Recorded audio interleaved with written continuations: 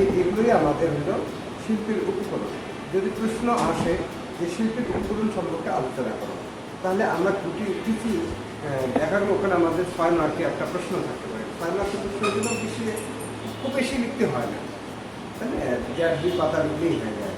তারপরে ছোটো ছোটো প্রশ্ন থাকতে পারে যে ভাস্কর্য উপকরণগুলো কী কী, তারপর জলরঙের উপকরণগুলো কী কী, তারপরে পেন্সিল স্কেচের উপকরণগুলো কী কী, তারপরে এইরকম প্রশ্ন দেওয়া আছে।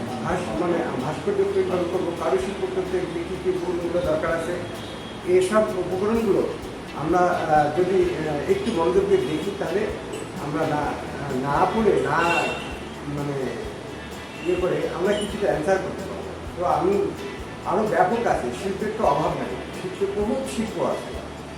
এক এক শিল্পের এক এক মানে টুলস ব্যবহার করা হয়। টুলস অর্থাৎ উপকরণ, যন্ত্রপাতি।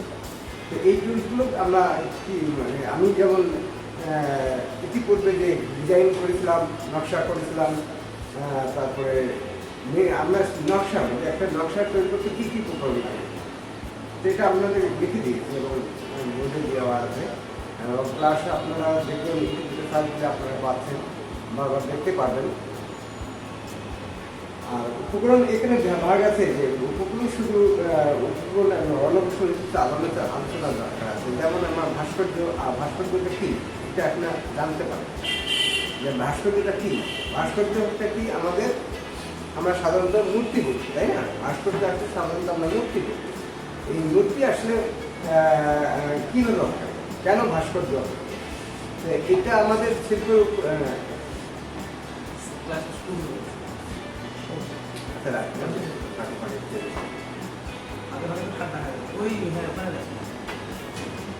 তো এই যে উপকরণগুলো ভাস্কর্যটা কীভাবে তৈরি হয়, আমার মডেলিং ক্লাস যেটা হবে সেটা হচ্ছে ভাস্কর্য মডেলিং।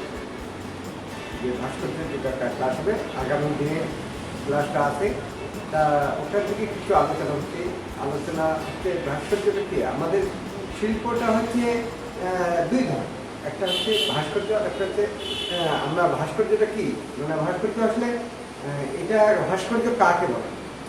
আমরা যদি বলি ভাস্কর্য কাকে বলে, তাহলে আমরা সাধারণত মনে করি ভাস্কর্য হচ্ছে ত্রিমাত্রিক। ত্রিমাত্রিক হচ্ছে চতুর্দিক থেকে দেখা যাবে না। আপনি ভাস্কর্যটা যেমন আমি দাঁড়িয়ে আছি, আমাকে আমার দিকে লক্ষ্য করেন, আমি একজন ভাস্কর্য, তাই না? ত্রিমাত্রিক। আমার পিছন সাইডে কি আছে, ওয়াল আছে, তাই না? আমার পিছন সাইডে দেখা যাচ্ছে না, তাই না? আমরা একটা রোডে যখন ভাস্কর্য দিই, তো 3 মাথার যে ভাস্কর্য দেবো বা 4 মাথার ভাস্কর্য দেবো, বিভিন্ন সাইড থেকে দেখা যায়, বিভিন্ন সাইড থেকে দেখা যায় যে এই যে শিল্পকর্মটা কি চতুর্দিক থেকে দেখা যায় এবং তাকে আমরা ভাস্কর্য সাধারণত মনে করি। ভাস্কর্য এখন আমার কথাটা সহজেই বুঝতে পারছেন কিনা আমি জানি না, বুঝতে পারছেন কি যে সামন থেকে ভাস্কর্য হচ্ছে ত্রিমাত্রিক শিল্প। ত্রিমাত্রিক শিল্প ভাস্কর্য হচ্ছে কি ত্রিমাত্রিক শিল্প।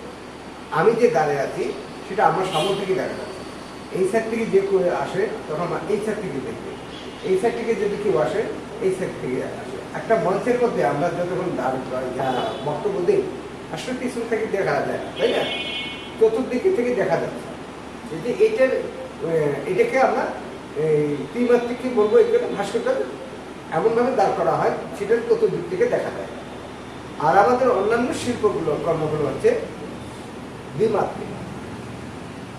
দ্বিমাত্রিক মানে শুধু এক সাইডে থেকে দেখা যায়, তাই না?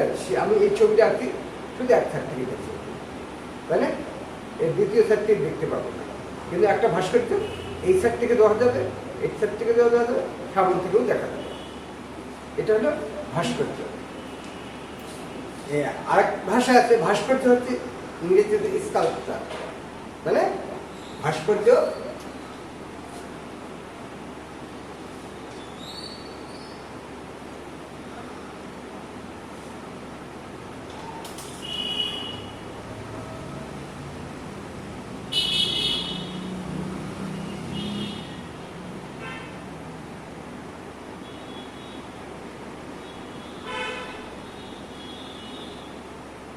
ভাস্কর্য ইংরেজিতে বলা হয়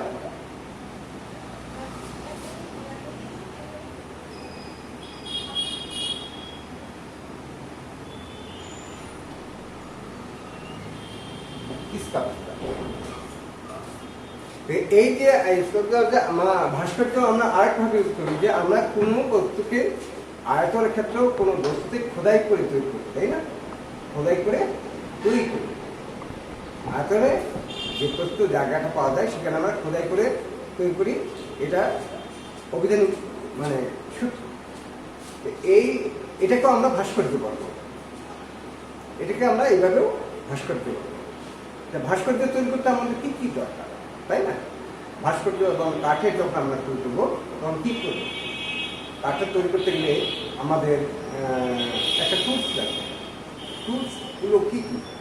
টুলস হলো হাতুড়ি লাগবে, বাটার লাগবে, করাত লাগবে, তারপরে কি এটাকে কী বলা হয়, রেজার, যেটা আমরা রেজার লাগবে, তারপরে কাঠ লাগবে, তাই না? কাঠ ছাড়া তো আমরা করতে পারি, যেমন আমরা কাঠে তৈরি করতে পারি, মাটি তৈরি করতে গেলে এইসব, কাঠে তৈরি করতে গেলে এইসব লাগবে, তাই না? তারপরে আবার সিমেন্টে যখন আমরা তৈরি করতে যাবো তখন কী লাগবে? সিমেন্টের কী কী লাগে? লোহা লাগবে, রড লাগবে, তারপরে বালু লাগবে, ইট লাগবে বা পাথর লাগবে, যে যেভাবে তৈরি করে সেটা হচ্ছে ওভাবে তৈরি করতে। তাহলে আমরা সাধারণত ভাস্কর্যের যদি আমরা উপকরণগুলো বলি, স্বাভাবিকভাবে কয়েকটা নাম উল্লেখ করা যেতে পারে, তাই না? এগুলোই তো কাঠ দিয়ে কী কী করে কাঠের কাজ বা কীভাবে করা হয় এইভাবে বোঝানো হয়। তারপরে মনে করেন যখন আমরা ধাতব দিয়ে তৈরি করবো, লোহারও ভাস্কর্য আছে, তাই না? বিভিন্ন প্রকার ধাত, কাঠের ভাস্কর্য, মাটির ভাস্কর্য, রড সিমেন্টের ভাস্কর্য, তারপরে আপনার ধাতবের ভাস্কর্য। ধাতবটা বিভিন্ন হতে পারে, লোহা হতে পারে, রূপা হতে পারে, সোনাও হতে পারে, নাকি? বিভিন্ন ধাতব দিয়ে তৈরি করা হয়। এই হলো আমাদের ভাস্কর্যের কিছু অংশ আমরা আলোচনা করলাম। আপনারা আরও বিস্তারিত জানতে পারবেন। আপনারা এখন এত সহজ একটা যুগ আসছে, ছাড়ের অপেক্ষা করতে হয় না। কীভাবে বলেন তো? ছাড়ের অপেক্ষা করতে হবে না। ছাড়ে কতক্ষণে, আমি তো বলছি যে এই যে আলোচনাগুলো বিষয় তো অনেক ব্যাপক। তো আপনারা যদি জানতে ইচ্ছা হয় তাহলে ইউটিউবে ছাড়বে ভাস্কর্যের আলোচনা, তাহলে ইউটিউবে পাবো। যে কারণে এখন তো সহজ আধুনিক যুগ হয়ে গেছে, আমরা যে কোনো সমস্যার সমাধানের জন্য কোথায় চার্জ দিতে পারি? ইউটিউব থেকে চার্জ দিতে পারি। ইউটিউবে আমরা সার্চ দিয়ে জানতে পারি ভাস্কর্যটা কী, অ্যান্সার কী লাগে, তাই না?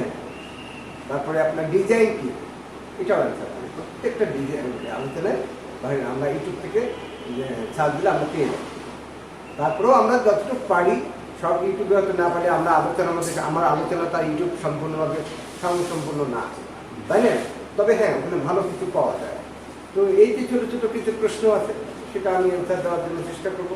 এবং এটা নোট, যেমন গতকাল একটা নোট করে দিয়েছি, হ্যাঁ, এই নোটটা আপনারা পেয়ে যাবেন। ওখানে ড্রয়িং কী, ওখানে আমার ক্লাস দেখো আরও অনেক কিছু আলোচনা আছে। পরিপ্রেক্ষিত মানে সম্পর্কে আমি কিছু আলোচনা করেছিলাম, তাই না? পরিপ্রেক্ষিতে কিছু আছে, সামনে ক্লাস আছে।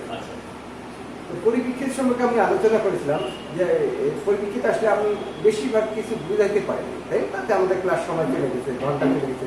একটা পরিপ্রেক্ষিত ক্লাস নিতে 2 ঘন্টা কীভাবে চলে গেছে তার আমি বলতেই পারি না। অথচ আমার 1 ঘন্টার পর ক্লাস নিয়ে 20 মিনিট রেস্ট নেওয়ার কথা, তা সেখানে আমি কী করছিলাম, পুরো 1 টানা 2 ঘন্টা ক্লাস নিয়েছি, আমি পেয়েই পারি, তারপরেও শেষ করতে পারি। অনেক আছে। এই যে আপনার নোট যেটা আছে সেটা দেখতে পাবেন, কতগুলো ভাগ আছে, হ্যাঁ? তো ওখানে দেখলে দেখতে পাবেন। আর বিষয় হলো যে আজকে আমি উপকরণ সম্পর্কে আলোচনা করছি। এই যে আলোচনাগুলো আসলে অনেক ব্যাপক, সেটা আমি সামনে সপ্তাহে আমি নোট দেওয়ার চেষ্টা করব। আছে যেটা আমি নোট দিয়েছি সেখানেও কিছু উপকরণ লেখা আছে, মানে তবে উল্লেখ করে না, ধারাবাহিকভাবে দেওয়া আছে। কিছু উপকরণগুলো দেওয়া আছে, উপাদানও দেওয়া আছে, উপকরণ দেওয়া আছে।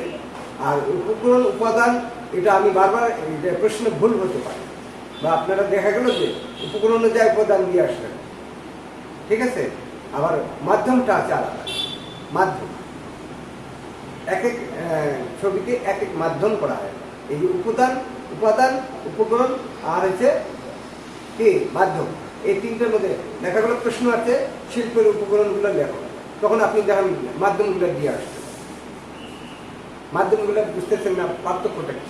উপকরণ হচ্ছে আমার কি যেসব আমি টুলস ব্যবহার করব, যন্ত্রপাতি ব্যবহার করব।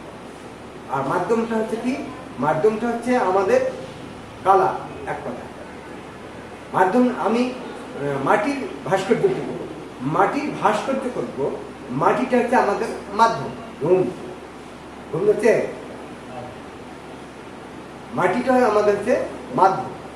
আর মাটিটাকে আমরা কাটবো কীভাবে, মাটিটা আমরা খোদাই করবো কীভাবে, কী দিয়ে, সেগুলো হচ্ছে আমাদের টুলস, যন্ত্রপাতি, উপকরণ। কথা হচ্ছে, আর এখানে সবগুলো মিলে হচ্ছে উপকরণ। আমাদের জল রঙের কী কী উপকরণ হতে পারে?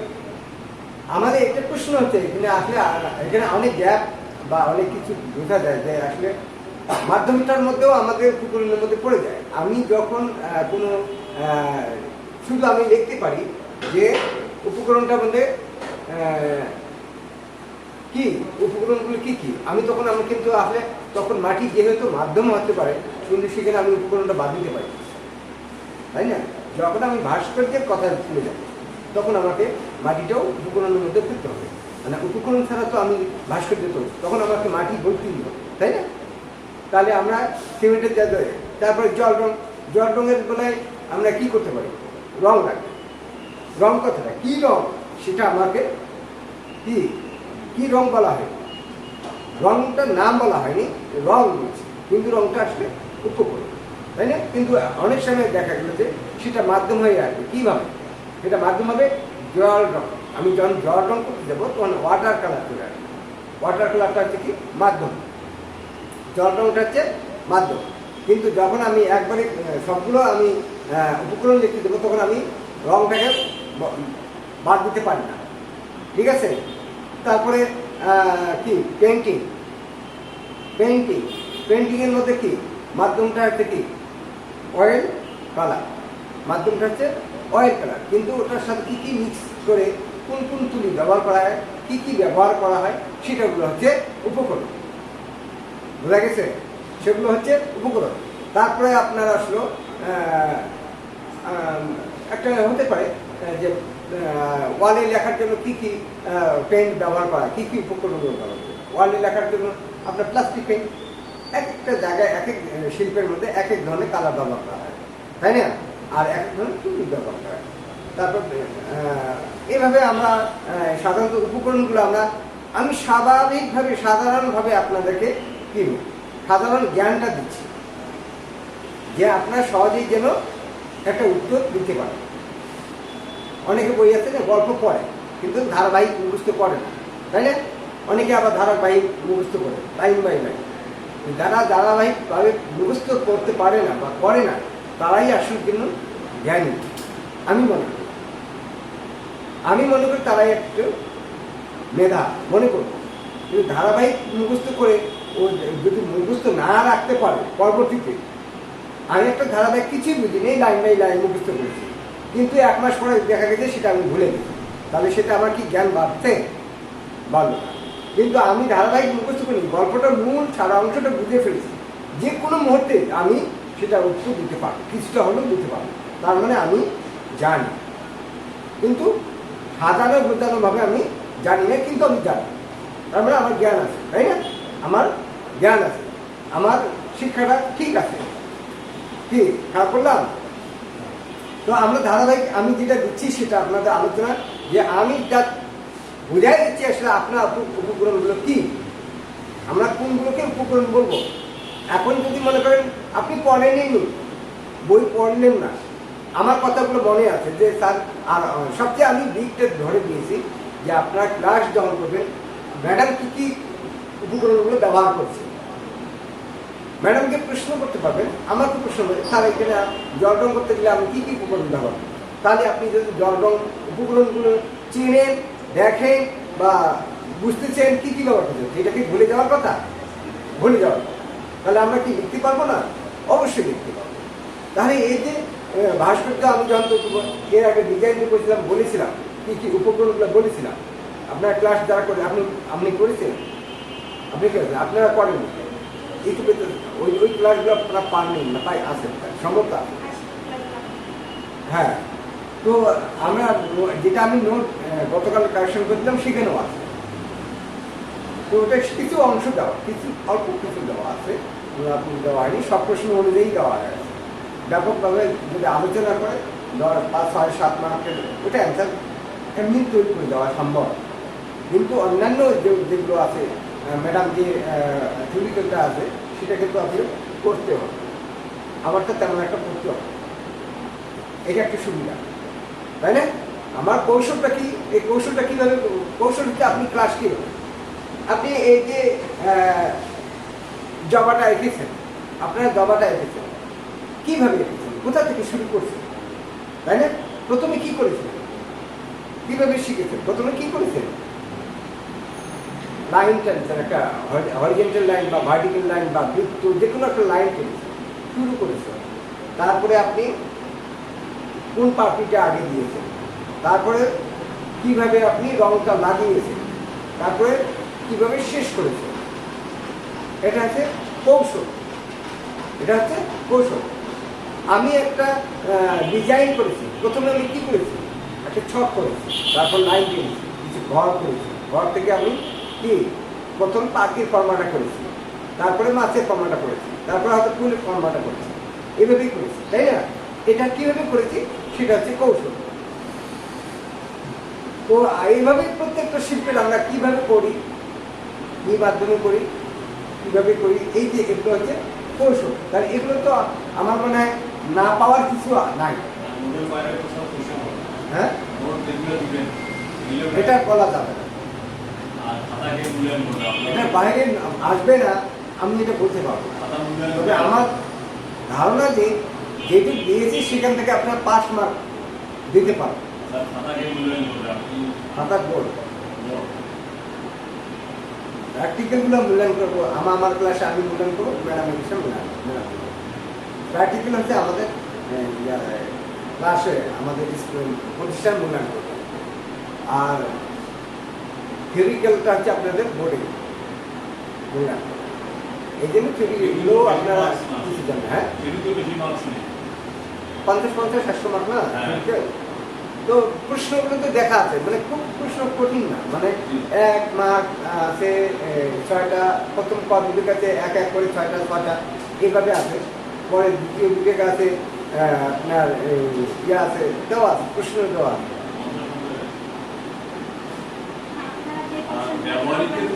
আমি তো আমরা ক্লাসে আসলে প্রত্যেকটা ক্লাসে আপনার যদি আমরা এত লেখাপড়া করে আসি, আমাদের 100% কোনো প্রতিষ্ঠানকে মার্ক দিতে পারছে, বলছে যে আমি আমার ক্লাসে 100 মার্ক আমি দিতে পারবো, আমি নোট দিলাম এটা 100 মার্ক করবে। আপনি প্রাইভেট করেছেন 100 মার্ক সেখানে পাইছেন, ইউনিভার্সিটিতে কীভাবে হয়? তা তো হয় না। ইউনিভার্সিটি পরীক্ষা নিচ্ছে, ইউনিভার্সিটি টিচাররাই পরীক্ষা নিচ্ছে, যার বিষয় সে পরীক্ষা নিচ্ছে, সে আপনার ইচ্ছা করে না পড়েও পাস করে দিতে পারে। কথা বুঝছেন না? তো এখানে তো যেহেতু বোর্ডে খাতা কাটবে, আমি আপনাকে কিভাবে শিওর দেবো? হ্যাঁ, আমি যেগুলো ক্লাসে বললাম আপনাদেরকে, আপনি যেগুলো বললাম, এগুলো যদি আপনার জানা থাকে তো আপনাকে মার্কে হিসাব করার কথা না, আপনার থিওরিক্যালি এমনি উঠে গেছে। আমি যে সহজভাবে আপনাদেরকে বুঝালাম, তো অনেকে হয়তো নোট দিবে বা নোট বিক্রি করার জন্য দিতে পারে বা নোট দিয়ে করার জন্য দিতে পারে। আমার কিন্তু সেটা না, আমি চাচ্ছি যে আপনি সহজভাবে সাধারণভাবে যে নোটটা পেয়ে যাচ্ছেন, এইটাই যেন আমি সারা আপনার যতদিন এই শিল্পের মধ্যে থাকবেন সেই নোটটার জন্য রাখা। আমি হ্যাঁ, পার্টিকুলার বই আছে, ওখানে গোছালো না। হ্যাঁ, ব্যবহার মানে আমাদের যে বইগুলো আছে এটা অনেক পড়তে হবে, যাতে অনেকগুলো না পড়ে সেই ব্যবস্থা আমি করবো, সেটা করবো। মানে হয়তো 100% আমি দিব না, হয়তো আপনাদের ভালো একটা মার্কের জন্য আমি কিছু প্রাথমিক, আপনি শুধু আমার অপেক্ষা থাকলে তো হবে না, আপনার বই দেখতে হবে, শিল্পের ছবি বই দেখতে হবে, বিভিন্ন বইগুলো ভাবতে হবে, ব্যাপক জ্ঞান। এখানে প্রশ্ন শুধু আমার জন্য না, আরও অন্যান্য কি আছে। হ্যাঁ, আপনার পাস মার্ক করার জন্য যেটা আপনাদের দেওয়া দরকার সেটা আপনাকে ফেল করতে হবে না। সেই মার্ক আমরা যদি স্টাডি করেন তাহলে ফেল করবেন, ভালো একটা মার্ক পাবেন। কিন্তু আপনাকে স্টার মার্ক হবে সেটা আপনার চর্চার উপরে হবে। আপনি যদি জানেন বেশি, বই পড়েন বেশি, জানার ইচ্ছা যদি থাকে সেটা আপনার হবে। কিন্তু এখানেই আমি গ্রান্টে দিতে পারবো না যে আপনাকে ফুল মার্ক দেবো, মানে 100 দেবো, এটা আমি গ্রান্টে দিতে পারবো না। কারণ হচ্ছে আমি আপনাকে যেটা দিচ্ছি সেখান থেকে আপনি পেতে পারেন যদি আপনি ধরে রাখতে পারেন। যদি আপনি ধরে রাখতে পারেন তাহলে হয়তো বা 100 নাহলে 80 বা 70 বা 50 বা এরকম হবে। আর যদি ধরে রাখতে না পারেন তাহলে আপনার ওই 30 মার্কও হবে না, তাই না? এটা হলো আসল কথা। আমরা তো পড়াশোনা করেছি, আপনার তো শিক্ষিত মানুষ, তাই না? সবাই বুঝি যে আসলে যেমন কর্ম তেমন কর্ম। আমার কর্ম যদি আমি না ভালো করি তাহলে আমার তো ফল ভালো আশা করা যায় না, তাই না? আমি যদি পরিচ্ছন্ন না করে অনেক বড় হতে চাই সেটাও আশা করতে পারবো না। ঠিক আছে?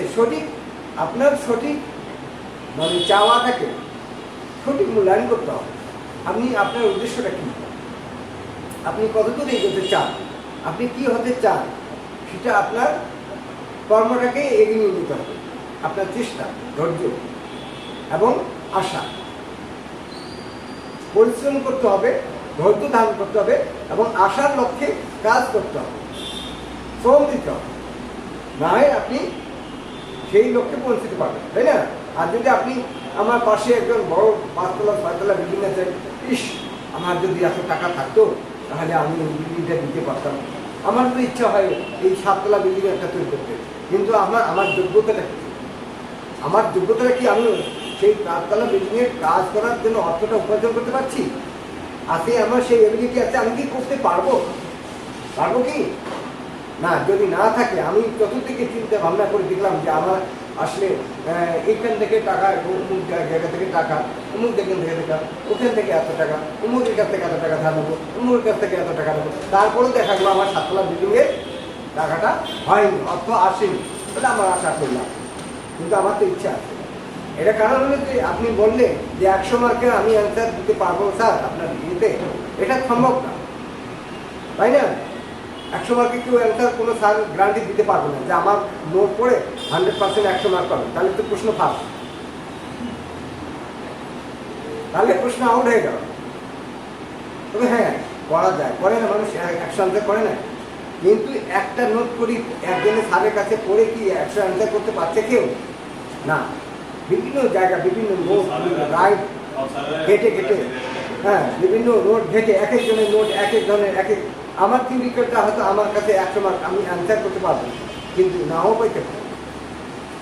উত্তরটা আমার গল্প আরেকজনের গল্প সমান না, তাই না?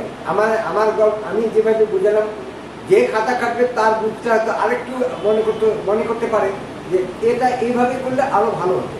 সেই জন্য 10 মার্কের জায়গায় আমাকে 10 মার্ক দিবে না, সেখানে 8 মার্ক দিতে পারে বা 7 মার্ক দিতে পারে। কথা বোঝা গেছে কি? বুঝতে পারছি?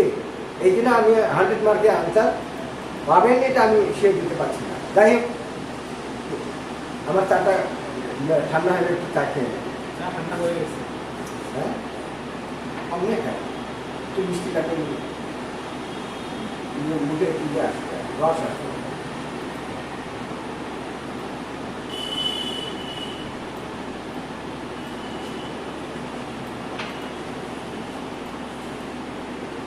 তো এলো আমাদের শিল্পের উপকরণ। আমি একটু আইডিয়া দিচ্ছি, আমি তবে ঘাবড়াবার কিছু নেই, আমি আপনাকে যতটুকু দেওয়ার জন্য সেটুকু চেষ্টা করব। তো আমরা আজকে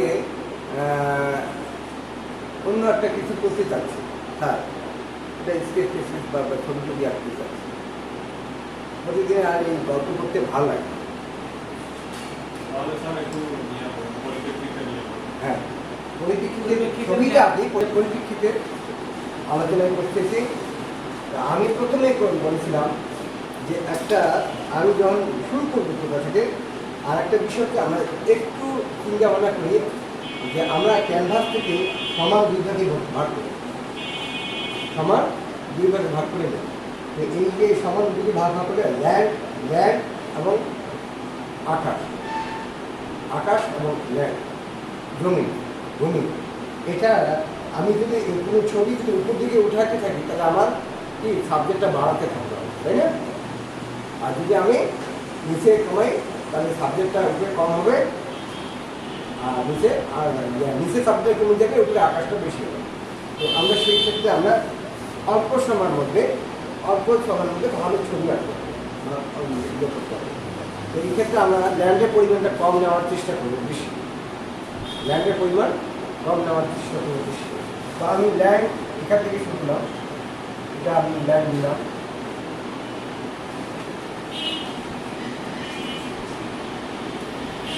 এইটুকুর মধ্যে আমার ছবিটা নিতে হবে।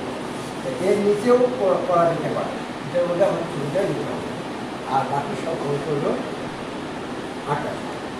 তো এখান থেকে আমি শুরু করবো পরিপ্রেক্ষিত, যে আমি একটা বিন্দু, আমাকে এই জায়গাটা মাঝখানে একটা বিন্দুর মধ্যে কল্পনা করতে হবে যে আমি ঘরগুলো যখন করি, অনেকেই ঘরগুলো কি আকাশের দিকে উঠতে থাকে। আসলে ঘরটা আমরা এই ল্যান্ডের মধ্যে আমরা নদীটা যখন আমরা নিব, এইখানে আমাদের আস্তে আস্তে আস্তে আস্তে ছোট হতে থাকে। এই পরিপ্রেক্ষিত থেকে আমরা আস্তে আস্তে কি ছোট হতে থাকি, তাহলে ল্যান্ডটা আমি উপরের দিকে যাচ্ছি না, নিচের দিকে যাচ্ছি। এর মধ্যে আমাদের কাজটা শেষ করতে হবে, পরে করবো, পরে।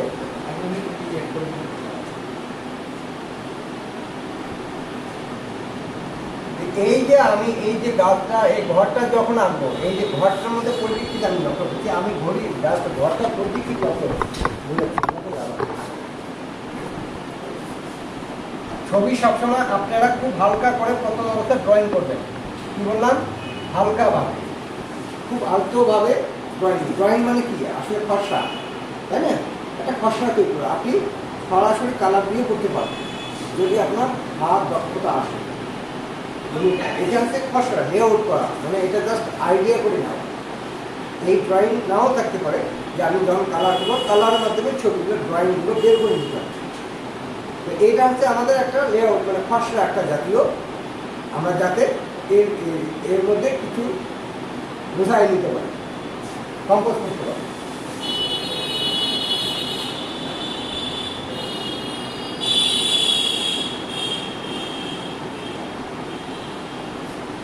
এই যে আমি একটা ঘর যখন আমি করব, প্রথম ঘরটা হবে, আমি আসলে ছবিটা এদিক থেকে করবো না এদিক থেকে করবো না এদিক থেকে করবো, সেটা দেখার বিষয়। আমি ছবিটা কোন দিক থেকে করছি বোঝা যাচ্ছে না।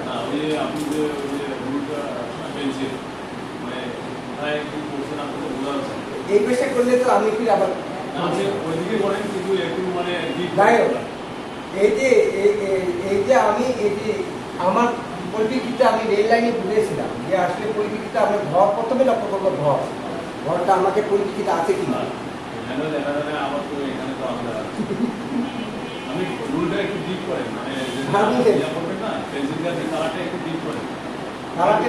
আমি বুঝাচ্ছি যে আমি বুঝাচ্ছি, দেখেন যে এইভাবে আপনার এখান থেকে এখানে যান, আমি বলছি যে আমি ড্রয়িং করবো যখন তখন থেকে দেখবো, আমি বুঝাচ্ছি। এই যে এই ড্রয়িংটা যদি আমি ডিলিট করে করি তাহলে তো আমার ড্রয়িংকে মিশাতে হবে, তাই না? আচ্ছা, আমি এখানে রং করতেছি না, ছবি আঁকতেছি, ছবি আঁকতেছি, তাহলে আমি ডিলিট করে করতে পারি। পরিপ্রেক্ষিতটা হচ্ছে এই যে আমি ছবিটা দিলাম, এই যে আমি প্রথমে আমাকে ঘর একটা আঁকতে হবে। আমি ঘরটা কোথা থেকে দেখতে পাচ্ছি? ঘরটা আমি দেখতে পাচ্ছি, আমি এই দিক থেকে আমার ছবি আঁকছি, আমি এই দিক থেকে ছবি আঁকছি, তাহলে আমার প্রথম বোর্ডটা, এই বোর্ডটা প্রথম কোনটা? এই সাইডটা, তাই না? বোর্ডের প্রথম এটা পরিপ্রেক্ষিতকেই বলছিলাম যে গাছের জিনিস বড় হবে, দূরের জিনিস আস্তে আস্তে ছোট হবে, হঠাৎ করে ছোট না, আস্তে আস্তে ছোট হতে। তো আমাদের পরিপ্রেক্ষিতের লাইন হচ্ছে এটা আস্তে আস্তে আস্তে আস্তে আস্তে এক সময় মিলে যাবে, কোথাও যা মিলে যাবে, কোথাও যা মিলে যাবে। আমার এই ক্লাসটা খুব একটা গুরুত্বপূর্ণ একটা জিনিস। যদি আপনি ভালো একটা দৃশ্য বা ভালো কম্পোজিশন অনুযায়ী আপনার পরিপ্রেক্ষিত যদি ছবি রাখেন, তাহলে এটা আপনাকে ভালোভাবে লক্ষ্য করতে হবে। তা প্রথমে আমাকে ঘর করতে হবে। আমার ঘর এটা, একটা ঘর মানে কি একটা বক্স, তাই না? একটা ঘর একটা বক্স। আমরা কিসের মধ্যে আছি? বক্সের মধ্যে আছি না? যে এখানে বসে আছি, আমরা দাঁড়িয়ে আছি, সেটা বক্সের ভিতরে আছি না? তো বক্সটা আছে কয়টা বাহু, কয়টা কোণ? 3টে কোণ, 4টে কোণ, তাই না? যে 4টে কোণের মধ্যে লক্ষ্য করতে হবে যে আমার এই এই এই জিনিসটা লক্ষ্য করতে হবে যে এই ঘরটা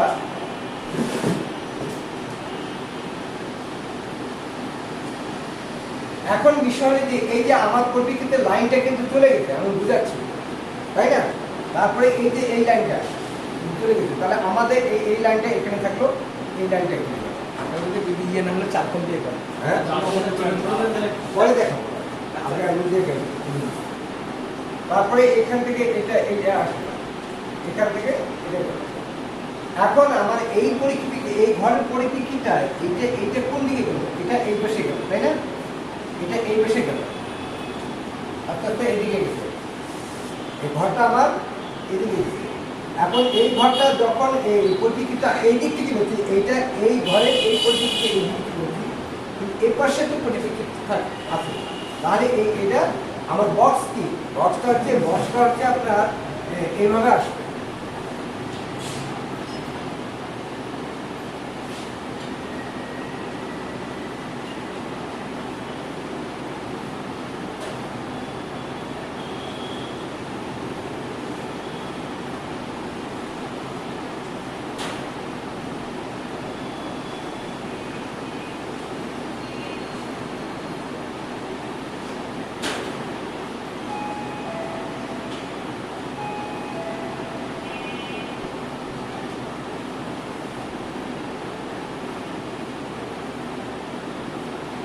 এই যে লাইনটা আস্তে আস্তে এই জায়গায়, এই লাইনটা আস্তে আস্তে আস্তে আস্তে আস্তে এইদিকে মিশে যাবে, কোথাও দূরে যায় মিশে যাবে, তাই না? এই লাইনটা আস্তে আস্তে কোথাও যা মিশে যাবে। আবার এই লাইনটা এই পাশে পরিপ্রেক্ষিতে যেতে এই লাইনটা কোথাও গিয়ে আস্তে আস্তে মিশে যায়, কোথাও গিয়ে যেন মিশে যায়। আসলে এক জায়গা থেকে গেলে আরেক জায়গায় চলে গেলে, বুঝাতে গেলে আরেক জায়গায় চলে যেতে হয়, তখন আর মূল অংশ থাকে না। যদি আমাকে কেউ প্রশ্ন করে যে পরিপ্রেক্ষিতের সংজ্ঞা কি, পরিপ্রেক্ষিতে আপনি কি বোঝেন, এটা আমি কিভাবে বোঝাবো? পরিপ্রেক্ষিতের সংজ্ঞা তো আমি ইতিপূর্বে বারবার বলেছি। পরিপ্রেক্ষিত হচ্ছে কাছের বস্তুকে বড় দেখা যাবে, দূরের বস্তুকে ছোট দেখা যাবে। কথায় আমাদের দৃষ্টিকোণ অনুযায়ী, দৃষ্টিকোণ অনুযায়ী আমাদের সামনে যে দৃশ্যমান দৃশ্যগুলো হ্যাঁ পর্যায়ক্রমে বস্তুর তুলনায় দূরের বস্তুকে ছোট দেখা যাবে। এটাই এবং হচ্ছে দূরের বস্তুকে পার্সপেক্টিভ বা পরিপ্রেক্ষিত বলা হয়।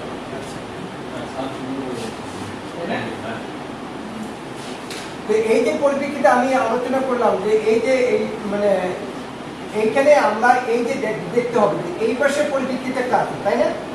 এই পাশে যখন যাবো তখন আমরা এই পাশে যাবো, এখান থেকে আমরা এই বক্সটা করবো, এইখান থেকে আমরা এই যে একটা বাহু, এই একটা বাহু আর এই একটা বাহু, 3টে বাহু আছে না? এখানে 3টে বাহু দেখতে পাচ্ছি, 3টে বাহু করছি। এই লাইনগুলো আস্তে আস্তে আস্তে আস্তে কোথাও মিলে যাবে, কোনো একটা জায়গায় মিলে যাবে। আবার এই লাইন আর এই লাইন, এই যে 3টে লাইন, এই 3টে লাইন কোথাও মিলে যাবে। এটা কি বুঝতেছেন আপনারা? বুঝতে পারছেন যে এই যে আমার এই যে এই লাইন আর এই লাইন আর এই লাইন কোথাও যেন মিলে যায়, আবার এই লাইন কোথাও যেন মিলে যায়। এখন ঘরটা আমি দিচ্ছি, আমার একটা এই লাইনটা আছে, তাই না? এখানে একটা লাইন আছে না? এই লাইনটা কোনটা? এটা। আর এই লাইনটা হচ্ছে এইটা। এই লাইন আর এই লাইন কোথাও মিলে যাবে।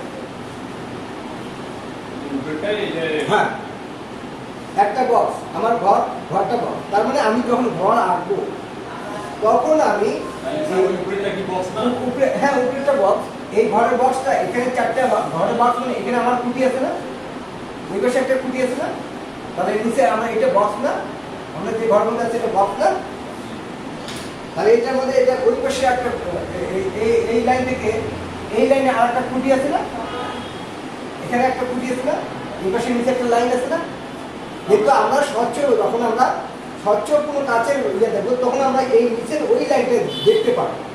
আর উপরের পিকচারটাতে কি বক্সটা মাঝখানে নিচে আর এটা শেষের দিকে নিচে নাকি? উপরেরটাতে বক্সটা মাঝখানে নিচে আর এটা কি শেষের দিকে নিচে? বুঝলাম না, এই বক্স মাঝখানে নিচে। মাঝখানে কেন? এই যে বক্সটা আমার এটা আছে, এটা মাঝখানে কেন? এই যে এটা তো আমি এখান থেকে তুলছি, এটা ঘরটা এখান থেকে তুলছি। হ্যাঁ সেটা বললাম যে এটা এই দিক নিচে তার ওটা মাঝখানে। হ্যাঁ, ওটা ওটা বোঝানোর জন্য, আচ্ছা। ওটা বোঝানো যে এই ঘরটা মানে কি আমাদের বক্স। এই যে পরিপ্রেক্ষিতে আমি যে ঘরটা দিলাম, এই যে একটা বক্স, আমাদের যে বক্সটা হচ্ছে এই যে আমরা এই যে একটা পরিপ্রেক্ষিত আছে, এখানে একটা পরিপ্রেক্ষিত, এখানে একটা পরিপ্রেক্ষিত, এখানে পরিপ্রেক্ষিত আছে, তাই না? এখন পরিপ্রেক্ষিত কথা হলো যে আমার কথা হলো এই যে বক্সটা আমি যখন এখান থেকে করলাম তখন এই লাইনটা কাছে হলো না, এই লাইনটা কাছে হচ্ছে না, তাই এই জন্য এই লাইন থেকে এই লাইন ছোট দেখা যাচ্ছে। তার মানে এটা তো আস্তে আস্তে ছোট দিকে চলে গেছে, তাই না?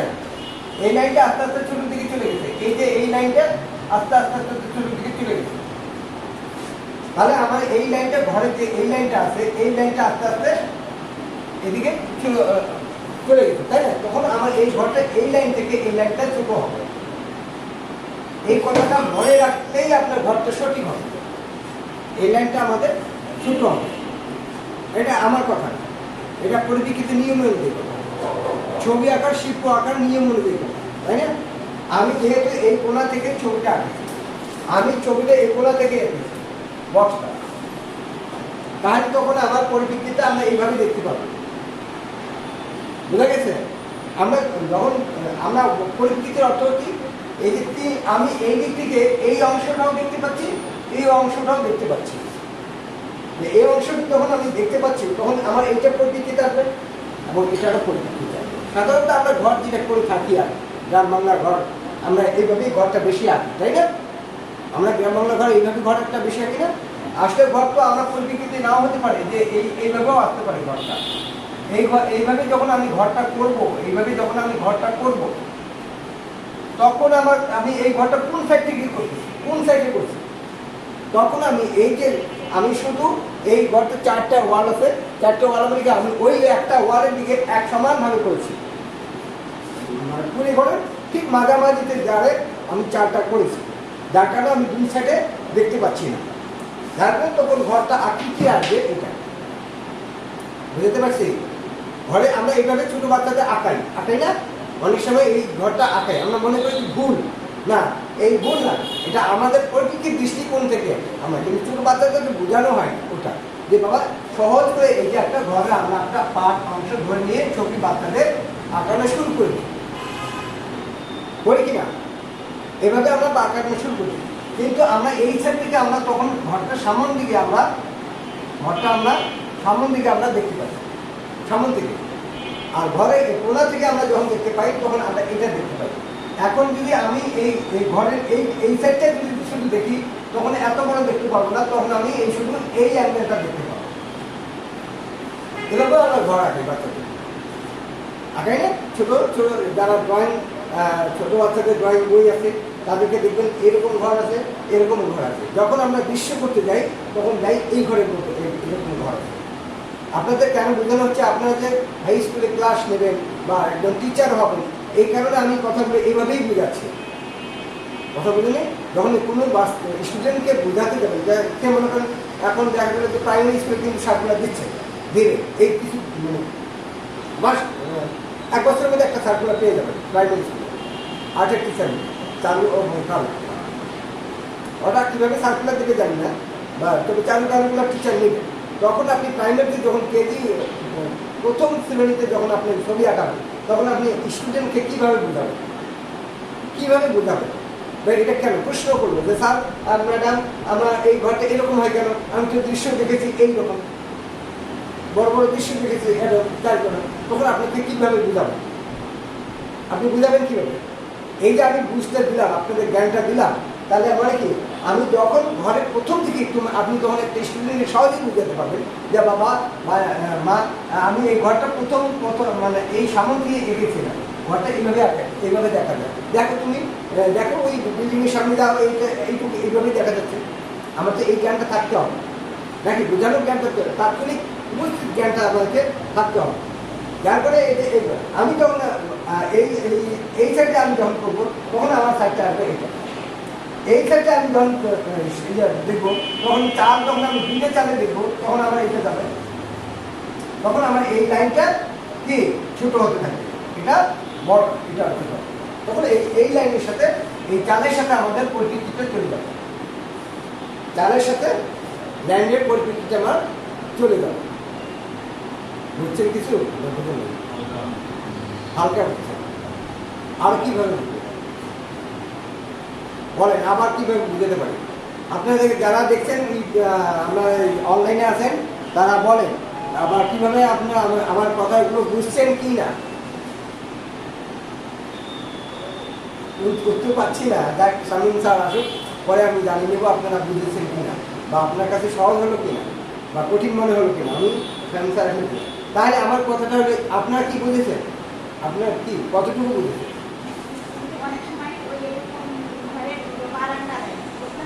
বারান্দা দেয়, আপনি এই পরিপ্রেক্ষিত থেকে গেলেন বারান্দা, বারান্দা তো আপনি টেনশনটা দিয়েছি, তাই না? ঘরের বারান্দা দিতে হবে, তাই না? আপনার বারান্দা যখন দিবেন তখন আপনি এই ঘরটা তো এই চারটাকে ভাবেন একটা অংশ,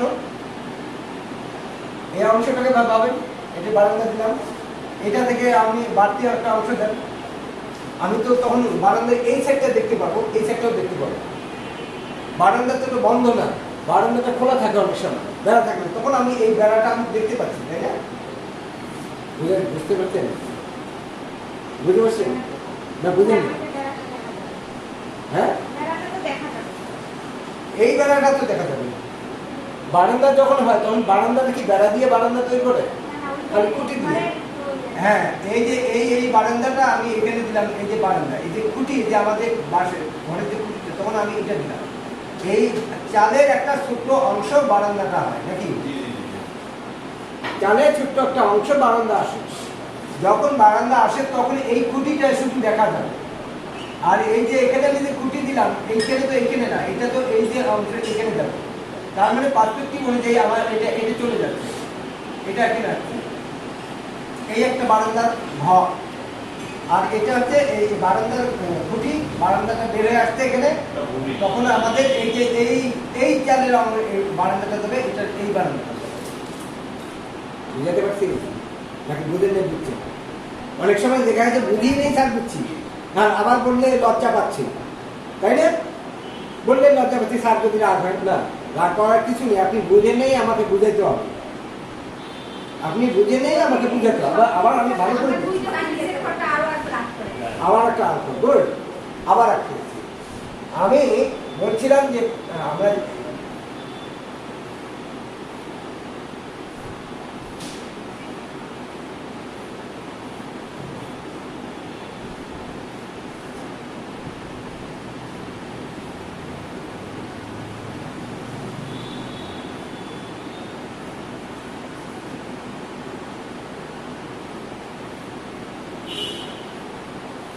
আমাকে ধরতে হবে এই যে চালের যে লেভেলটা এবং ল্যান্ডের যে লেভেলটা, এটা কোথাও এক জায়গায় মিলিত যাবে, পার্সপেক্টিভ, পরিপ্রেক্ষিত, তাই না? তো আমাকে এই যে যখন পরিপ্রেক্ষিত যখন হবে চালটা কি, তাহলে আমার এখানে কি এই অনুপাতে যদি এটা হয়, তাহলে আমার এই চালটা কি এভাবে চলে যাবে, তাই না? নাকি বুঝলেন? হ্যাঁ, তাহলে আমার এই লাইনটা যখন আমার এইটা পার্সপেক্টিভ যখন হবে, এখান থেকে এটা যখন হবে, এটা আমাকে সামনে বড়, এমনি বোঝা যাচ্ছে, আপনার বোঝার দরকার যে পার্সপেক্টিভ হচ্ছে কাছের জিনিস বড় হবে, দূরের জিনিস ছোট হবে, আস্তে আস্তে কোথাও যা মিলে যাবে। একটা রেল লাইনের অংশটা আমরা ধরে নিই, এটা একটা রেল লাইনের অংশটা, এই যে প্রথম এখানেও একটা বিষয় আছে, আমাদের কাঠের যে গ্যাপটা দিব, এই গ্যাপটা প্রথম বেশি দেখা যাবে, পরের গ্যাপটা একটু কমে যাবে, পরের গ্যাপটা একটু কমে যাবে, পরের গ্যাপটা একটু কমে যাবে, পরের গ্যাপটা একটু কমে যাবে, পরের গ্যাপটা একটু কমে যাবে, আরো গ্যাপ কমে যাবে, আস্তে আস্তে দেখা যাবে যে দূর থেকে মনে হবে এটা একসঙ্গে লাগানো আছে, মনে যে কাটলে একসঙ্গেই লাগানো আছে। আমরা যে জায়গাটা থেকে মনে করছি যে আস্তে আস্তে এই গ্যাপ থেকে পরের গ্যাপগুলো আস্তে আস্তে আস্তে আস্তে আস্তে কমে যাবে, এটা একটা পার্সপেক্টিভ। এটা একটা পার্সপেক্টিভের লক্ষণ আমরা দেখতে পাচ্ছি। এখন যদি আমি গ্যাপগুলো এত বড় সবগুলাই এইখানে এত বড় দিতে থাকি তাহলে আমার ল্যান্ড পার্সপেক্টিভ তো হবে না। ল্যান্ড পরে আমি এখানে খুঁটি যখন একটা গাছ দিব, এই যে গাছের দূরত্ব এখান থেকে এখানে গাছের যতটুকু ফার হবে এটা এই গ্যাপটা এখানে কম আসবে, এই থেকে এটা কম আসবে, মানে এটা কম আসবে, এটা কম আসবে, এটা থেকে এটা চাপিয়ে আসবে, এটা থেকে এটা একটু চাপিয়ে আসবে, এটা থেকে একটু চাপিয়ে আসবে, এটা থেকে একটু চাপিয়ে আসবে, এটা থেকে একটু চাপিয়ে আসবে, এটা থেকে একটু চাপিয়ে আসবে, আস্তে আস্তে ঘন হয়ে যাবে, গাছগুলো আস্তে বড় বড় হবে, তারপর আস্তে আস্তে নিচে হয়ে যাবে। কারণ গাছের এই যে মাথারও একটা পার্সপেক্টিভ আছে, গাছের মাথারও একটা পার্সপেক্টিভ আছে, আছে না? গাছে আমরা উপর থেকে দেখা যাচ্ছে কোথাও তারা মিলে গেছে, প্রথম গাছটা বিশাল দেখা যাচ্ছে তাই না আমার মাথার উপরে, আর দূরের গাছগুলো মনে হয় যে আমার থেকে নিচু আছে, আমার থেকে ওই দূরের গাছগুলো মনে হবে যে আমার সমান, তাই আর ওই গাছগুলো কি আসলে কি আমার সমান না, আমার দৃষ্টিকোণ থেকে গাছেরও মাথারও একটা পার্সপেক্টিভ আছে না? গাছের গোড়া এটা থেকে আমি পার্সপেক্টিভ থেকে এখান থেকে একটা পার্সপেক্টিভ থেকে বোঝেন আপনারা? হ্যাঁ স্যার, দেখেন যারা দেখছেন ওনারা কি বুঝছেন কিনা?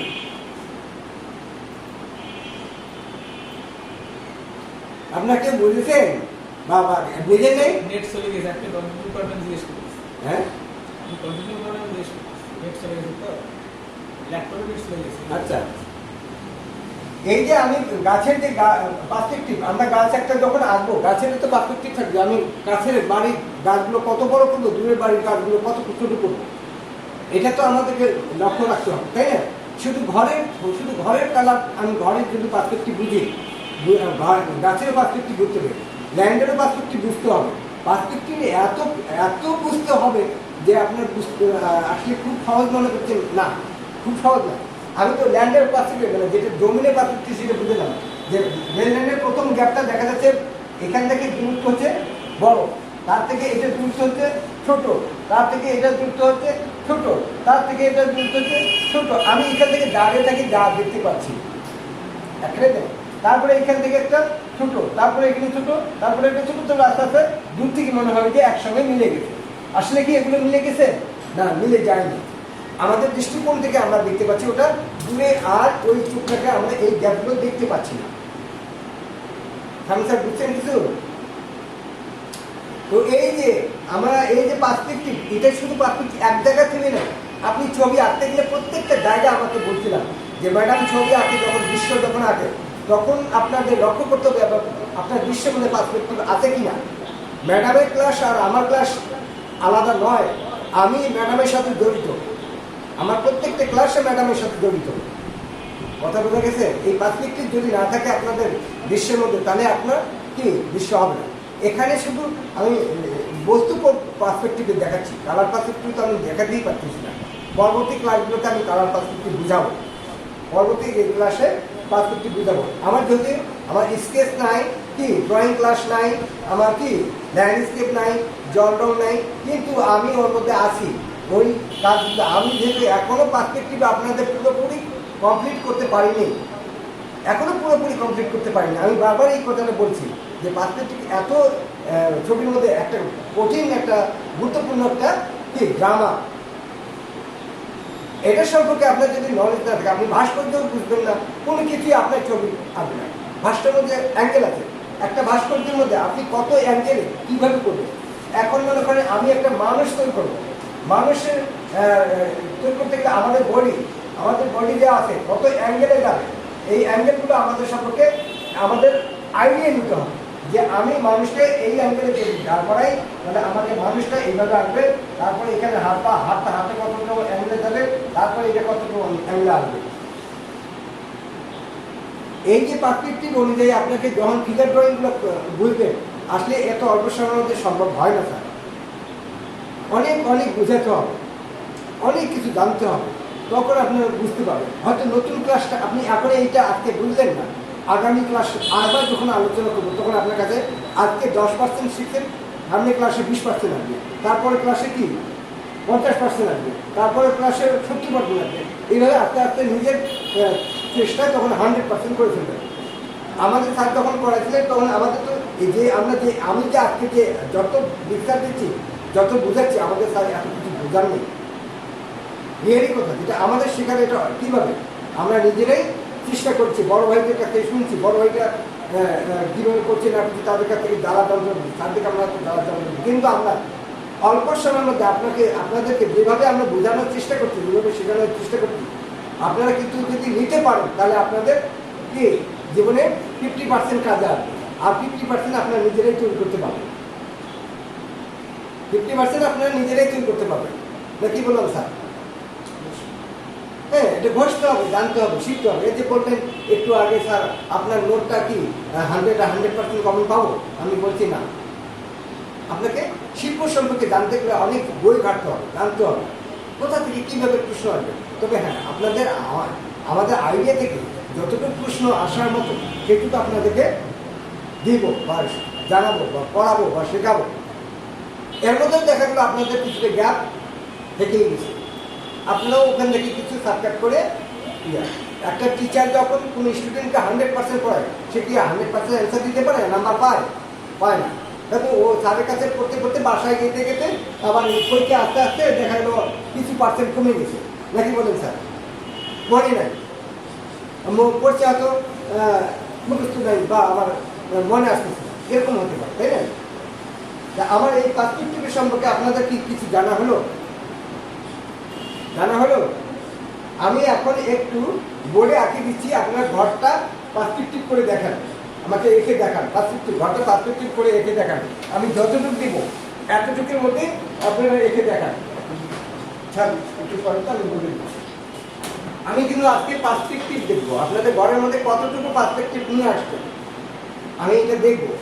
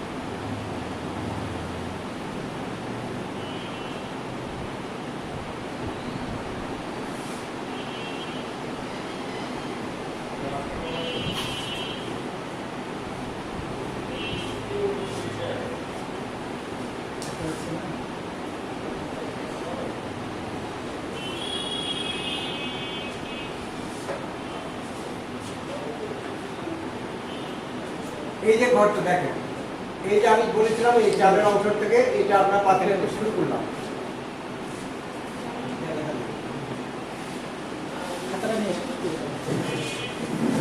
পার্সপেক্টিভ শুরু করেছি। তারপরে এটা থেকে আমি এটা পার্সপেক্টিভ শুরু করি।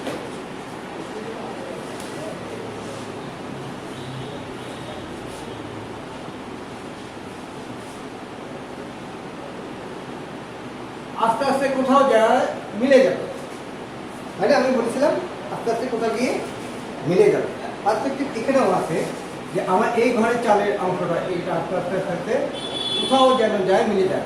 এখন এই ঘরের চালটা যদি হুট করে এখানে মিলে যায় তাহলে আমার পার্সপেক্টিভ হবে না। চালের এই লাইনটা যদি আমি এইভাবে করি, হুট করে এখানে আসে মিলে গেল, হুট করে এখানে আসে হঠাৎ করে আসে মিলে গেল, তাহলে কিন্তু আমার ঘর পার্সপেক্টিভ হয়নি। এই চালটা এই অংশটাও আমাকে বুঝতে হবে যে কোথাও গিয়ে যায় কোথাও যায় মিলে গেছে, কোথাও গিয়ে যায় মিলে গেছে। এটুকু বলছেন কিছু? পার্সপেক্টিভ আমি আর কিভাবে বুঝাবো যে আমাদের ঘরের যে পার্সপেক্টিভটা, এটা একটা বক্সে আমি পার্সপেক্টিভ মানে ঘরের চাল সহ লাইন পর্যন্ত আমাদের এই যে প্রথম যে এই লাইনটা আছে, এই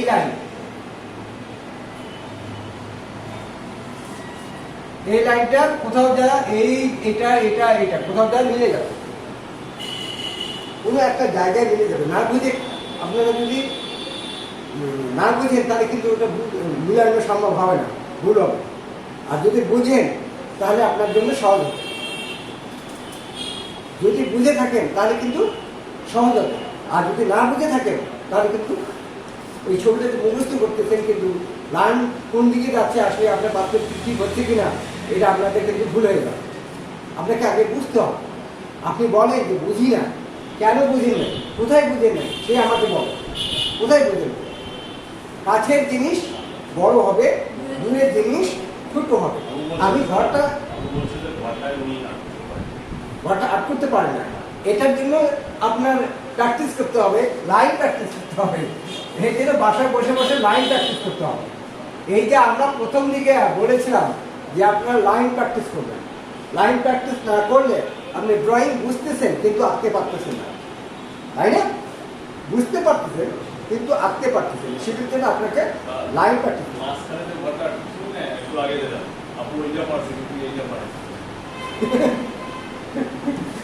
আগে যেটা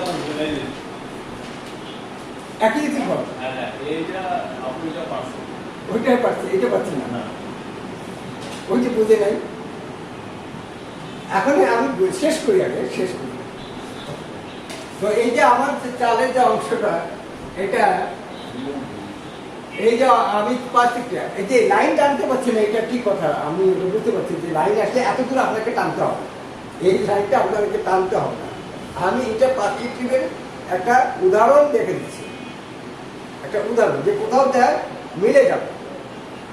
তো আমার কথা ছিল যে ঘরটা আসলে কিভাবে আঁকবে, মানে ঘরটা আমাদের একটা বক্স, একটা পার্সপেক্টিভ আছে, ঘরটা তো আমার বক্স, ঘরটা আপনার কিভাবে আঁকবেন যে একটা ঘর আমার পার্সপেক্টিভ থাকবে, বুঝবেন কিভাবে, সেটাই বলছে। যে এই চালটা আপনাদেরকে একটু নিচে গেল, তাই না? এই এখানে কোনা থেকে একটু নিচে গেছে, তাই না? আর এটা আস্তে আস্তে তো উপর দিকে গেছে, তার মানে একটা সমান অংশ যায় মিশে যাবে। এটা কেন মিশে যাবে, কেন? কারণ হচ্ছে আমি ছবিটা এখান থেকে তো দেখি, এখান থেকে আমার ছবি আঁকা, তাই না? আমি বলেছি কাছের জিনিস বড় হবে, দূরের জিনিস ছোট হবে। আমি এখানে আপনি প্রশ্ন করতে পারেন যে স্যার আমি তো এখান থেকে আসতে পারতাম, কিন্তু যখন আমি এইভাবে এই দিক থেকে আনবো তখন কিন্তু আমি এই বেড়াটা দেখতে পারবো না। তখন শুধু এই ঘরের এই অংশটা আমি দেখতে পাবো, শুধু আমার তখন আসবে এইটুকু, আর কোনো কিছু আসবে না। এইটুকু আসবে, এই অংশটা, এইটা, এই অংশটা বুঝতে পারছি নাকি বুঝেন না? বুঝছেন? আপনি বুঝছেন? আপনি ঠিক করছেন? আপনি বুঝছেন আর আপনি বুঝেন না, এখনো বুঝেন না।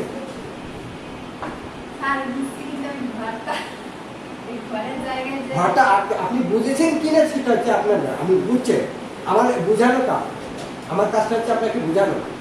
আপনি বুঝেছেন, আপনি আঁকতে পারছেন না, আঁকতে পারছেন না সেটা আমার দায়ী না, এটা হচ্ছে আপনি নিজে দায়ী। কারণ হচ্ছে আমরা আগে বলেছিলাম যে লাইন প্র্যাকটিস করতে হবে, লাইন প্র্যাকটিস হবে, আপনাকে হাতে ফ্রি করার জন্য লাইন প্র্যাকটিস করতে হবে, বুঝতে পারছেন না? সেটার জন্য আপনি যত চেষ্টা করবেন তত, আর যখন চেষ্টা করবেন না তখন ওই বারবার বলবেন তারা বুঝতেছি কিন্তু আঁকতে পারতেছি না। এটা অ্যান্সার এইটুকুই হবে, বুঝতে পারবেন। তাহলে আপনি বুঝতে পারছেন আমি কেন এই বলছি যে এই পাশে এই লাইনটাতে এই পাশেও হতে পারত, এই পাশেও চিকন হতে পারত, তাই না? কিন্তু একদিকে স্যার দেখাচ্ছেন কেন, সেহেতু এই পাশে এইটা একটু দেখাচ্ছেন, এই পাশে হতে পারে না। তখন আমি এই পাশে যখন আসবো তখন আমি এই পাশে যাবো, যখন আমি এখানে দাঁড়াবো তখন আমার পাত্রটি সোজা হবে, তখন আমি এটা দেখতে পাবো। কি কথা বুঝতে পারছি, বুঝাইতে পারছি? তাহলে আমার এই ঘরটা আমি এইদিকে দেখাচ্ছি, কারণ হচ্ছে আমি এখানে দাঁড়াইছি, এখানে দাঁড়াইছি, এইখানে এই দাঁড়ানোর করার জন্য আমার এই পাশে যে পার্থক্য সেটা এইটুকু হয়েছে। এখন আমার ঘরের এই অনেকে আবার কি করে এই ঘরের কানে কণাটা থেকে এইখানে লাইন দেয়, আবার এইখান থেকে যদি লাইন দেওয়া হয় আমি এখানে দিলাম না, তাহলে আমার ঘরের ওয়ালগুলো কি ঘরের একটা কোনায় কোনায় লাগানো না? কেন লাগানো না? কেন না? কেন একটু বাড়তি রাখা হবে? কেন একটু বাড়তি রাখা হবে? এটার উত্তরটা দিতে হবে। কোনো স্টুডেন্ট যদি মনে করে এইভাবে ছবি আঁকবো, আপনি সেটাকে রাইট দিবেন না? দিবেন না, দেবেন না। কেন? উত্তর কি? আমার মেয়েদের ঘর আছে, আমার ছেলে তো ঘর আছে, তাহলে আপনি কেন দিলেন না? ওটা তো ঘর বোঝা যাচ্ছে, কেন দিবেন না? আমাকে উত্তর দেন, কেন দিবেন না? এটার উত্তর আছে। সেটা হচ্ছে আমার ঘরগুলো যখন আমরা তৈরি করি, সেটা সাধারণত প্রত্যেকটা ঘর একটু এক হাত ভিতরে বা আধ হাত ভিতরে ওয়ালটা দেওয়া হয়। কেন? বৃষ্টির পানি যাতে ওয়ালের মধ্যে না পড়ে। যদি এটা এখান থেকে দেওয়া হয়, এখানে যদি দেওয়া হয়, যখন বৃষ্টির পানি বৃষ্টি পড়বে, ছবি একটা আঁকলে কিন্তু একদিকে ছবি আঁকার দিকে না, বাস্তবের সাথে কিছুটা মিল রাখতে হবে। বাস্তবের সাথে কিছুটা মিল রাখতে হবে, তাই না? আপনি ভুল বলেছেন। না স্যার, আমি তো বাস্তবের সাথে মিল ধরছে, মজা পাচ্ছেন না। বলা হচ্ছে বলতে আমি আমার তারপরে তো আসলে ক্লাসগুলোকে আসলে আমার মজা নেই। আমার ক্লাসগুলোতে মজা নেই, আমার ক্লাসগুলোতে গ্রামার, কথা বুঝলেন নেই? আমার ক্লাসগুলোতে তেমন একটা মজা পাবেন। এটা কিন্তু আপনার মজা যখন পাবেন না, তখন আপনার ভুল হবে। আর কিন্তু এটা যদি না শিখেন, এটা যদি না জানেন, এটা যে মজা আছে আপনি বোঝাচ্ছেন যে হ্যাঁ, এটা যদি না জানেন, না শিখেন, তাহলে আপনার ওই দৃশ্য খালি রঙে করবেন, কিন্তু ছবি হবে, ভুল হবে। ছবি হবে, ভুল হবে, এই হলো কথা। এই জন্য এটাতে পুরোটা হচ্ছে গ্রামার। গ্রামার সম্পর্কে আপনাকে অবশ্যই জানতে হবে। হ্যাঁ, আমার দোষ নাই, এটা পড়ে গেছে, উনি বলছে এই পাশে আঁকলে কেমন হবে, তখন আমি ওই পাশে তুলে দিই। তাই হোক, এই যে আমি পার্সপেক্টিভে আমি কিন্তু আসলে খুব সহজভাবে, খুব মানে এত ডিটেলস শিখাচ্ছি যে আপনারা ছবি সব পার্সপেক্টিভ বুঝেন। এটা আমার দায়িত্ব আপনাদের বোঝানোর জন্য। হ্যাঁ, কিন্তু বোঝেন, আমি বিভিন্নভাবে বুঝাচ্ছি যে বুঝেন এইটা আমার কেন, এইটা আমি এইটা অংশটা বাদ দিয়ে দিলাম, তখন আমি এইটা দিলাম, তাহলে আমার এই কর্ণাটা থেকে যাবে, তাই না?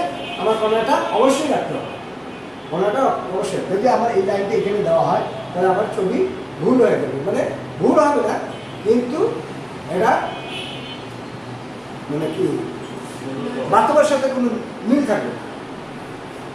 বাস্তবের মিল মানে কি, এইটা অংশ যদি না বের করা থাকে, তাহলে আমরা কি বৃষ্টির পানিটা পড়ে যেতে পারি। এইটা আমার একটা বাস্তব সম্পর্কে জ্ঞান থাকতে হবে, তাই না? বৃষ্টির পানি, তো এই বৃষ্টি পানি এখন এই পাশে পরিপ্রেক্ষিতে জ্ঞান। এখন বলেন স্যার, এইটা কেন ছোট হবে? এটা কেন ছোট হবে? তাহলে এইটা লম্বা করে দিতে হয় না? ওটা হবে না, কারণ তো এইটা তো আপনি এই পাশের পরিপ্রেক্ষিত দেখালেন।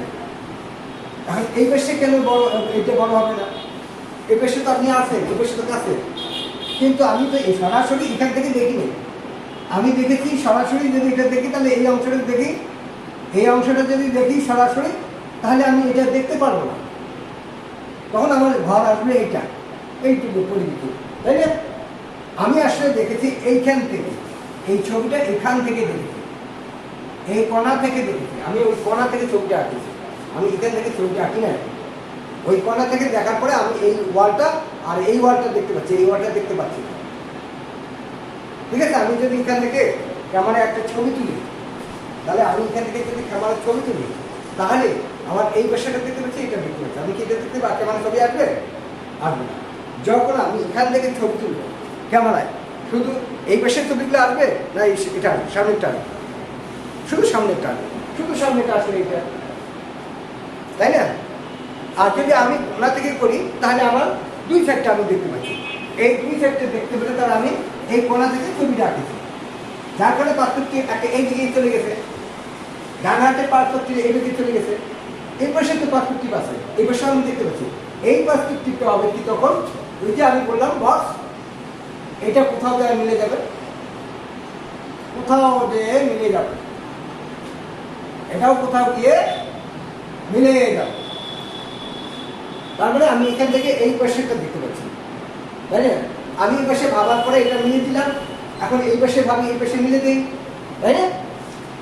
তাহলে এইটা যদি কোথাও যায় মিলে যায়, তাহলে আমার এটা যদি কোথাও যায় মিলে যায়, তাহলে এই লাইন থেকে এই লাইনটা আমার ছোট হবে না? ছোট হবে কি না? তাহলে আমাকে নিয়মের কথা, মানে আমার নিয়মের কথা এই লাইনটা ছোট আসে। আমি গায়ের তুলে এটা ছোট করতে পারি না, তাই না? এটা আমার নিয়মের মধ্যে চলে আসছে যে আমি ছোট এটা করছি। তাহলে আমাকে, আমার কিন্তু সময় শেষ হয়ে যাচ্ছে বুঝাতে বুঝাতে, আমি নিব কম। তো আমার কথাতে ঘর, এই যে আমি বুঝাচ্ছি, যারা সামনে যিনারা দেখছেন ওনারা কিন্তু উত্তর পাচ্ছি না, বুঝতেছি না ওরা কি বুঝেছেন আমার কথাগুলো। আচ্ছা, পার্সপেক্টিভ নিয়ে যদি কারো কোনো প্রশ্ন থাকে প্রশ্ন করতে পারেন। কেউ যদি না বুঝে থাকে স্যারকে বলেন কোন বিষয়টা বোঝেননি, স্যার এই বিষয়টা ডিটেলসে বোঝাবে। আমি কি প্রজেক্টর দেবো? হুম? আপনার কিছু ছবি দেখাতে পারেন প্রজেক্টর দেবো। আমি তো ছবি শেষ করি সময় দেবো, আমি সময় ছবি আঁকার সময় দেবো।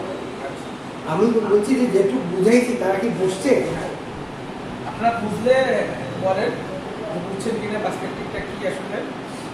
আমি আঁকতে দেবো আপনাদেরকে, আমি 20 মিনিটের সময় দেবো আঁকানোর জন্য। আমাকে দেখাবেন, দেখার পরে ক্লাস শেষ হয়ে যাবে। আমি এখন বুঝাচ্ছি। পার্সপেক্টিভটা বুঝতে পারছেন আপনারা? বুঝছেন? গুড, বুঝে থাকলে ভালো। আমি একটা ছবি আঁকতে দেবো একটু পরে। আমি আপাতত ঘরটা আঁকাচ্ছি এবং এখানে পার্সপেক্টিভ পুরোপুরিভাবে কীভাবে ঘরটার মধ্যে আছে এটা আমি বুঝাচ্ছি। তারপরে আপনাদেরকে আঁকতে দেবো। আপনারা একে দেখাবেন আপনার ঘরের মধ্যে পার্সপেক্টিভ। আমি দেখতে চাই যে আসলে ঘরের মধ্যে পার্সপেক্টিভ আছে কিনা, বুঝছেন কিনা। শুধু ঘর না, এখানে আসলে আমি ঘর আঁকতে গেছিলাম গ্রামের দৃশ্য। আমি গ্রামের দৃশ্য আঁকতে গিয়ে আপনাদেরকে ঘরটার মধ্যে আমাদের বক্স একটা চলে আসে। বক্স চলে আসলে আপনাদের ঘরটা কেন এই লাইনগুলো ছোটো হবে, কেন এই লাইনটা ছোটো হবে, কেন এই লাইনটা বড় হবে, এটা আমাকে ইতিপূর্বে আলোচনা করেছিলাম। আবার নতুন করে আলোচনা করছি যে আপনার ইতিপূর্বে এর আগে আমি যেগুলো ঘর দেখেছি সেখানে একটু পার্থক্য ভুল দেখেছি। তো আসলে ওইভাবে ক্লাসে সরাসরি আমরা করতে পারছি না, মিলে আমরা হাতে কলমে শেখানো হচ্ছে না। তো আমি আবার বিষয়টা আবার আপনাদেরকে পঙ্খানুভাবে বোঝানোর চেষ্টা করছি। আপনারা একটু বোঝার চেষ্টা করেন, ঘুমায়েন না মোবাইল দেখতে দেখতে, তাহলে বুঝতে পারবেন। তাহলে আমার কথা যে এখানে পার্সপেক্টিভটা এইভাবে চলে গেছে, তাই না? তাহলে আমার এই পার্সপেক্টিভে এখানে এইভাবে চলে গেছে। তাহলে এখান থেকে এটা পার্সপেক্টিভ চলে গেছে। তার মানে আমার এই অংশ এটা ছোট হবে, এটা ছোট হবে। বোঝা গেছে? তাহলে আমরা এটা অংশ তখন এই লাইনটা দেখেন, খেয়াল করেন। এই লাইনটা কিন্তু এই লাইনটা থেকে ছোট হয়ে গেছে। ছোট হয়ে গেছে না? এইটাও ছোট হবে, এটা ছোট হবে। বুঝতে পারছি? বুঝতে পারছেন? তাহলে আমার ঘরটা হবে এই।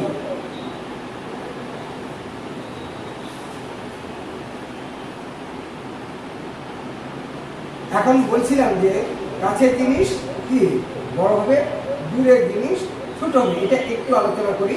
কাছের জিনিস কিভাবে বুঝবেন যে আপনি এটা কাছে, এটা দূরে?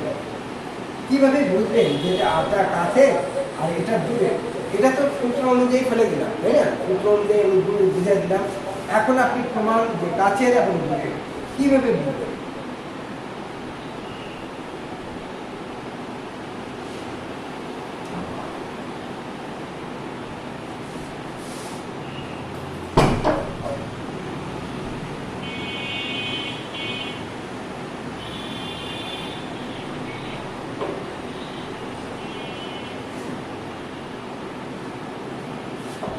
এখন আমার কথা হচ্ছে আমি এখান থেকে ছবিটা তুলেছি। এখন সহজভাবে, একদম সুন্দর সহজভাবে, যেটা আরো সহজভাবে হবে। এটা আগেও করেছিলাম যে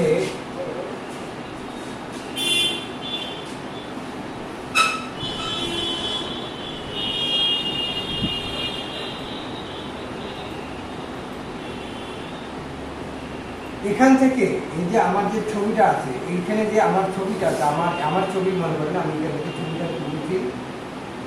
এই ছবিটা আমি এখান থেকে আমার ছবিটা, তো এইখান থেকে এইটার লাইন কাছে না এই লাইনটার কাছে না এই লাইনটার কাছে?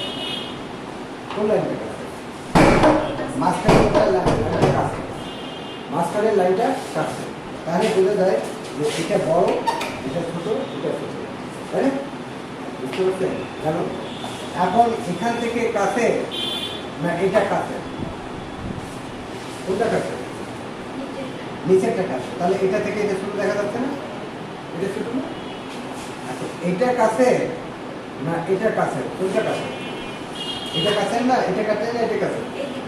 এটা কাছে। তাহলে এটা ছোট। আমার প্রমাণ পেয়ে গেছেন যে কেন বা কিভাবে আমরা কাছের জিনিস বড় হবে, দূরের জিনিস ছোট হবে। তো আমার এখানে আমি দেখালাম, আমি এখান থেকে বারবার বলছি এখান থেকে ছবিটা আঁকা। মানে এই যে আপনার লাইন অনুযায়ী দেখেন কোনটা লাইন লম্বা, এখান থেকে দেখেন, তাহলে ওই অনুপাতে আমাদের ছোট বলে ঠিক আছে নাকি আমার সূত্র ঠিক আছে। তা ঠিক আছে, আপনারা একটা ছবি আঁকান, আমি প্রেস করে একটা ছবি আঁকে দিচ্ছি।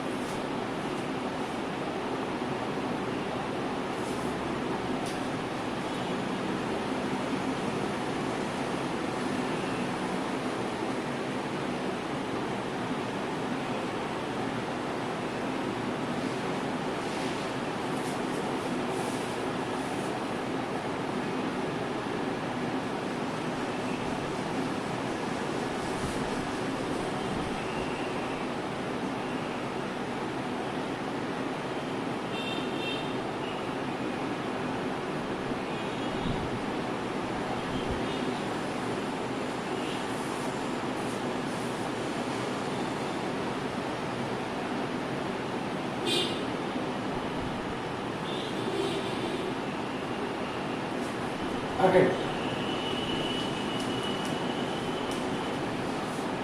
20 মিনিট সময় দেওয়া হলো আপনাদের। এখন 12টা 11:50 55 55 তাহলে 11টা 15 পর্যন্ত সময়।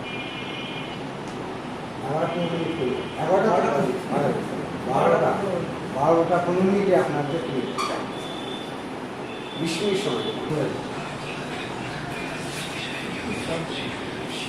এটি পর্যায়ক্রমে আস্তে আস্তে আস্তে আস্তে ছোট হয়ে আসবে। তো অনেকে এইটার সম্পর্কে অনেক বুঝতেছেন না যে এটাও এই যে এই লাইনটা যত বড় হবে তার থেকে এই লাইনটা ছোট হবে, তাহলে এটা পর্যায়ক্রমে এভাবে যাবে, আস্তে আস্তে ছোট হয়ে যাবে। এইটা মাঝখানে একটা বড় হবে, আস্তে আস্তে এটা ছোট হয়ে যাবে। এই লাইনটা আস্তে আস্তে ছোট হবে, এটা লাইন, এই লাইন থেকে এই লাইনটা ছোট হবে, এই লাইন থেকে এই লাইনটা ছোট হবে, এটা থেকে এটা একটু ছোট হবে, এটা থেকে এটা একটু ছোট হবে। তো ঠিক আছে, আপনার বাসায় প্র্যাকটিস করেন, বাসায় প্র্যাকটিস করবেন এবং বারবার এটা দেখেন আজকে কি বুঝালাম কি দেখালাম। তো আপনারা বুঝে ভাষা প্র্যাকটিসগুলো হয়ে যাবে। এটা অনেক প্র্যাকটিস করতে হবে। আর পার্সপেক্টিভ সম্পর্কে আপনাদের বারবার দেখতে হবে এবং আঁকতে হবে। যে কোনো বস্তুকে আপনি পার্সপেক্টিভ ধরেই একটা বক্সকে ধরে